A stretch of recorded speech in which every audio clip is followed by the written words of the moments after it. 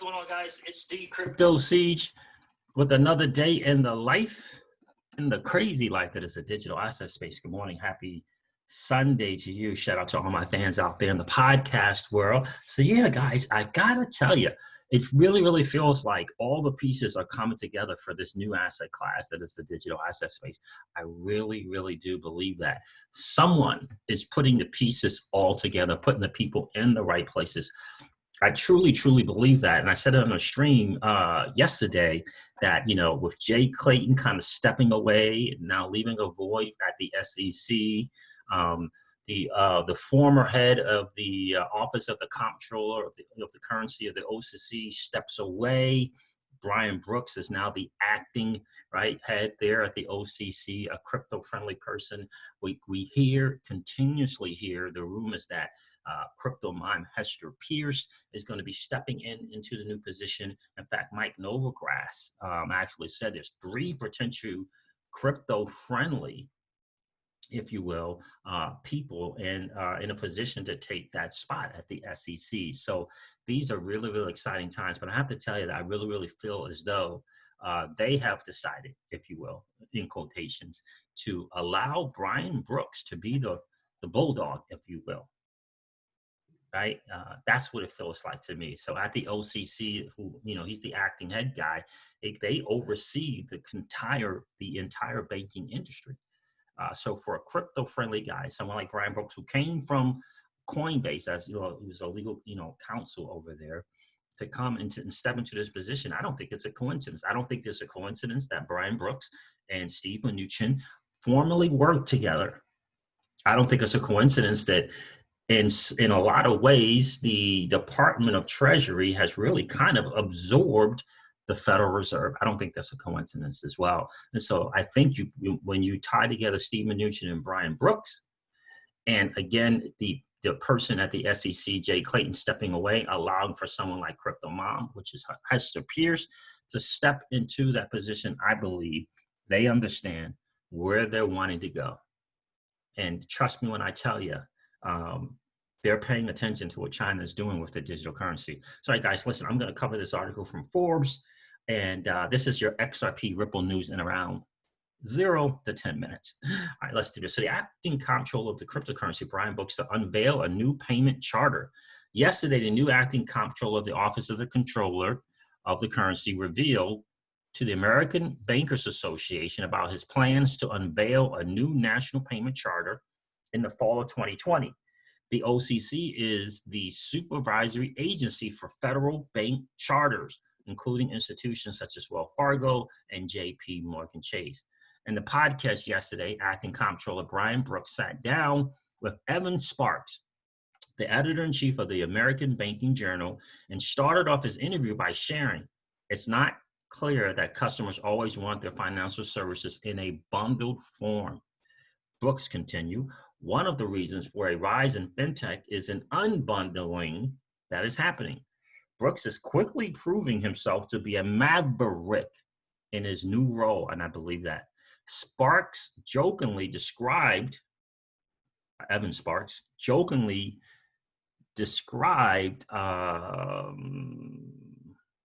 Brooks at the beginning of the interview as the acting comptroller of the cryptocurrency, not of the currency. I didn't catch that. I just listened to that podcast.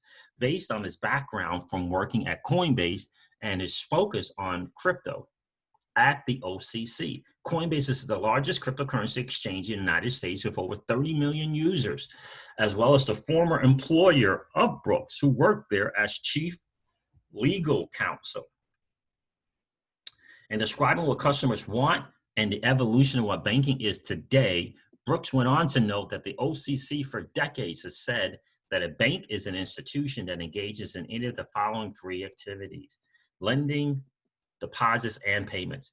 For those companies looking for a national licensing platform for their payments business, Brooks announced that in the fall of 2020, the first version of a potential payments charter will be unveiled by the OCC. Such a charter would grant the institution a federal preemption or a federal money transmitter license, eliminating the need to go to all 50 states and obtain a license to operate in each state. Brooks notes that cheap deposits used by banks are less relevant for the more tech-enabled fintechs, where these cheap sources of lending are less relevant. I don't buy the argument that granting a special purpose charter is somehow an existential threat to the banks, says Brooks. Furthermore, Brooks notes that given how many of those in financial services are global businesses, it is harder for the U.S. to argue why these companies need licenses at the state, not federal level. So for version 1.0 of the payments charter, Brooks laid out a national version of a state money transmission license that provides the advantages of a national platform with preemption from the states. In version 2.0, approximately 18 months after the rollout, Brooks estimates that these institutions would then be able to have access to the Federal Reserve. So it's going to be a 1.0 version, and 18 months later, version 2.0.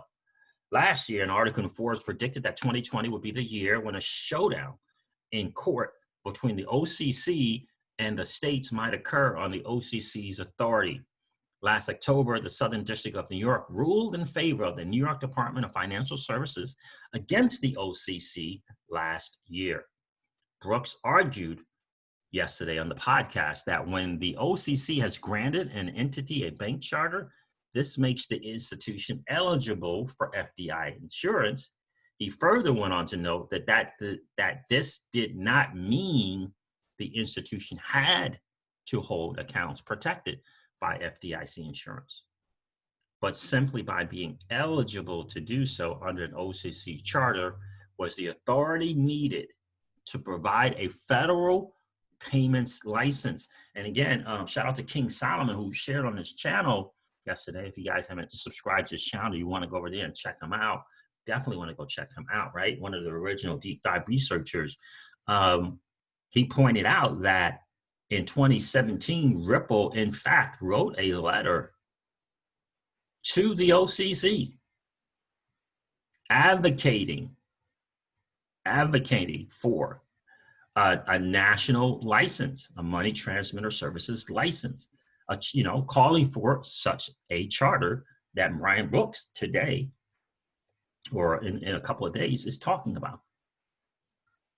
Yeah, 2017. Go check out the video. It's one of his last, I think it was his last or next to last video. Yeah. 2017. Ultimately, Brooks made clear he delivers the bank charter.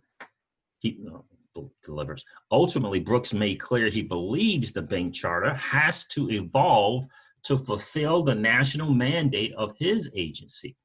He also touched on the Community Reinvestment Act, a law under which traditional banks must show efforts to meet the needs of low and moderate income neighborhoods. Brooks described the idea of applying something similar to these payments charters.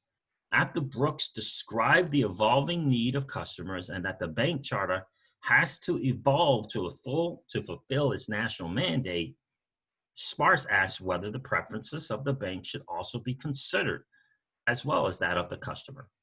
Sparks also asked about how differing opinions at other federal agencies may create roadblocks as well. Brooks stated that he felt that after Payment Charter 1.0 operates for an 18-month period, that the Fed and others would see how to regulate these institutions and become more comfortable with the idea of granting Fed access. Brooks did note the Fed sees some amount of risk with this. They will want to observe for a while. Brooks conceded it will depend on how persuasive I can be. I spoke with Amy Luo, Senior Counsel, Global Business Development and Stablecoins at Coinbase, who in her personal capacity commented, a federal payments charter has the potential to democratize the playing field, promote innovation, and make financial services accessible to those that need it most in a way that still ensures there is strict regulatory oversight and protection for consumers. Amy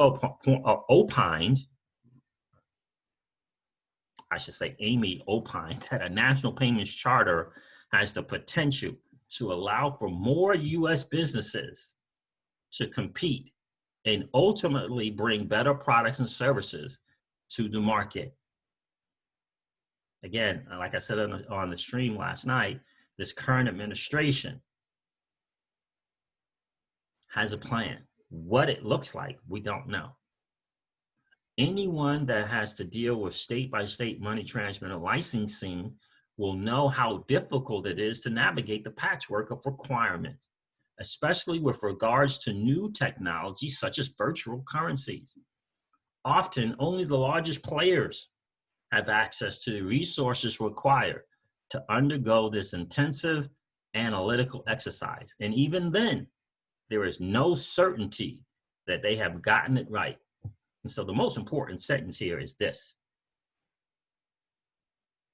a national payments charter has the potential to allow for more US of A businesses to compete and ultimately bring better products and services to the market. So when Congress does the little hearings things and they bring people in like Amy Luo and they bring people in like Brian Brooks, that will be the message, right? That will be, what they'll scream from the rooftops. Because we cannot forget about what China is looking to do. And that will be the message, without question. More U.S. businesses to compete and ultimately bring better products and services to the market. Will they talk about inclusivity? Absolutely. But in the end, it's about the United States being able to compete, if you will, on a level playing field, which is what the current administration often talks about. Guys. So here's the podcast. Let me see if I can find it. Here's the podcast here. It's on bankingjournal.aba.com if you want to go check that out, listen to it. I can't play it here because it has music in there. I might get a strike for doing that. But it's podcast. OCC's Brian Brooks plans to unveil Payments Charter 1.0 this season. It's a great little bit of a read here as well. So you definitely want to check that out, guys. But again, it really, really feels like to me that this current administration is putting people in place. Putting the right people in place.